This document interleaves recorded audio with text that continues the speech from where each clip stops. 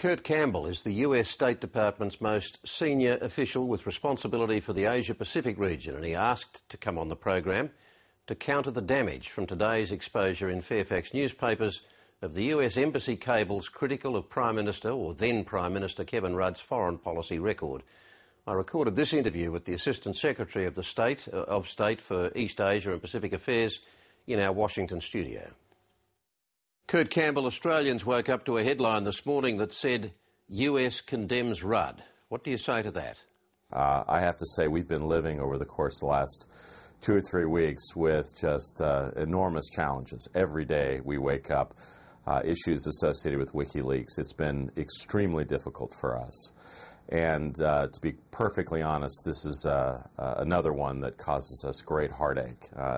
No relationship's more important to us than Australia. And to be perfectly blunt, I've worked with a lot of people over many, many years, and I've really focused on Asia for most of my career.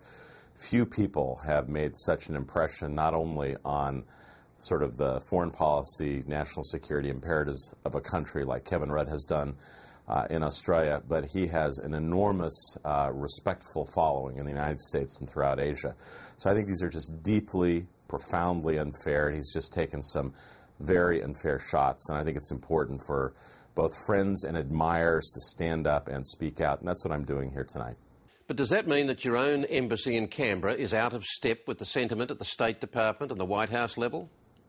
Well, look, you know, some of these cables come from a previous administration. I don't know all the context, and frankly, the release of cables are in the tens, hundreds of thousands, so I can't speak to specific cables. We don't know the validity of all of these in particular. All I can tell you is that in meetings talking about Asian architectural issues, about China, about how to think about security challenges of the 21st century and climate change, in meetings with President Obama, with Secretary Clinton, with Secretary Gates, no leader I've encountered has the respect and level of when he speaks, people listen, as Kevin Rudd has had in the American administration.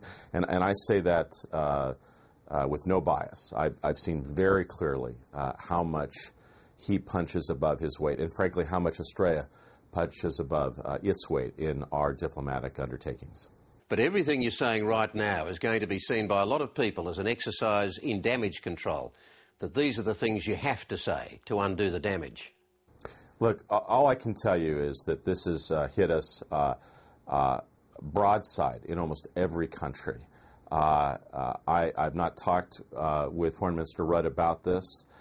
It's late at night. I can tell you that we have many of these challenges on really an hourly basis. I called you. I wanted to do this.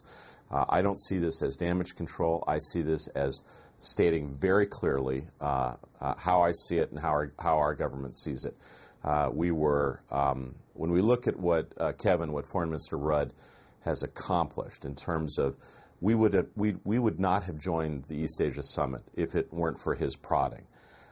He played a role that was enormous in trying to salvage a success last year in Cancun. He has played a critical role in how to think, how we should think about China's role, for instance, on the Korean Peninsula. On almost every issue of consequence, Burma, Southeast Asia, the role of India in Asia, we consult with Rudd on a very regular basis. There's no foreign official that I spend more time with in quiet consultations, and so this is just a fact. And all I can tell you is, if you have any doubts about this, take a look at the pictures from the Osman that took place in Australia just a couple of months ago, or look at the U.S.-Australia Leadership Dialogue. It's not just respect, it's true affection. He's been painted in these US cables as impulsive, not consultative with the US. And if we go back to last year, I remember talking to you about what you had to say at your confirmation hearings before the Senate Foreign Relations Committee, where your comments were interpreted as pouring cold water on Kevin Rudd's call for a new strategic Asia-Pacific community.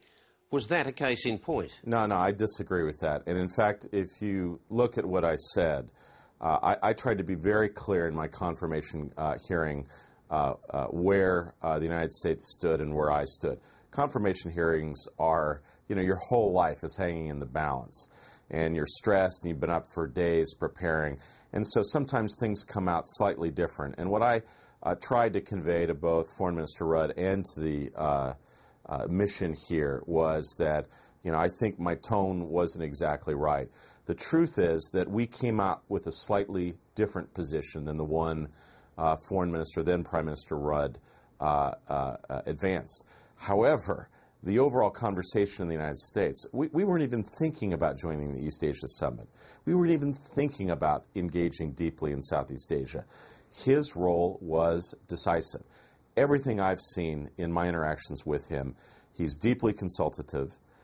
He has his own views, and he will advance them strongly, and frankly, that's what's impressive. You told me in that interview that Kevin Rudd was one of President Obama's best mates. Can you say with confidence that that's still the case?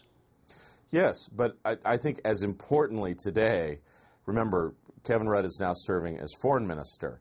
I would say, today when we had discussions with the Secretary and her staff, she was very clear about how uncomfortable she was with these revelations, understood that it put Foreign Minister Rudd in a very difficult position. But what's impressive over the course of the last several months is they have developed a very close relationship. They consult regularly. So the depth of his engagement with our administration is not just at the presidential level. It's with our Secretary of State, Hillary Clinton, key Asia staffers at the White House, and also the Secretary of Defense. What is the State Department's current view as to what laws WikiLeaks founder Julian Assange has actually broken by releasing the leaked documents and diplomatic cables, because there's been confusion about what actual laws the US believes he's breached?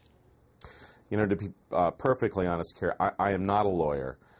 We have teams of lawyers that are working on this, and there is lots of speculation in the public. I don't think I can advance the case here in that respect.